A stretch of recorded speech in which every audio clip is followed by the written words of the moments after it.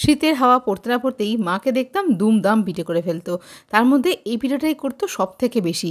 এই পিঠেটা বানানো কিন্তু খুব সোজা। এর নাম হচ্ছে রসপুলি পিঠে। তার জন্য দুটো নারকেলকে কুড়িয়ে নিতে হবে।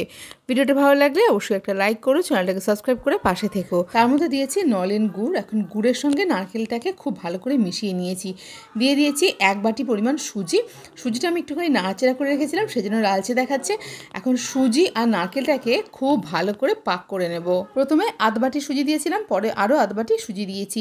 দুটো নারকেলের জন্য এখানে বড় একটা বাটি সুজি আমি ব্যবহার করেছি। গরম থাকা অবস্থাতে এইভাবে গোল গোল করে গড়ে নিতে হবে। যে কড়াইতে নারকেলটা পাক করেছিলাম সেই কড়াইতে দিয়ে দিয়েছি 1 লিটার দুধ, দিয়ে দিয়েছি 4 চামচের মতো চিনি। চিনির পরিমাণটা তোমরা তোমাদের স্বাদ অনুযায়ী দিয়ে দিতে পারো। যখন দুধটা বেশ গরম হয়ে গেছে তখনই কিন্তু এই রসপুলি পিঠাগুলো দিয়ে দিতে হবে। এখন লো আঁচে ভালো করে এটাকে রান্না করে নেব। 10 মিনিটের মতো লো আঁচে এটাকে রান্না করে নিয়েছি। রান্না করার পর এই পিঠেগুলো কিন্তু যথেষ্ট শক্ত হয়ে যাবে। দুধের পরিমাণটাও কিন্তু অনেকটা কমে গেছে, দুধটা বেশ ঘন হয়ে গেছে। গ্যাসটা কিন্তু এখানে বন্ধ করে দিয়েছি। 2-3 ঘন্টা ফ্রিজে রেখে ঠান্ডা অবস্থায় এটা সার্ভ করলে খেতে সব থেকে বেশি ভালো লাগে।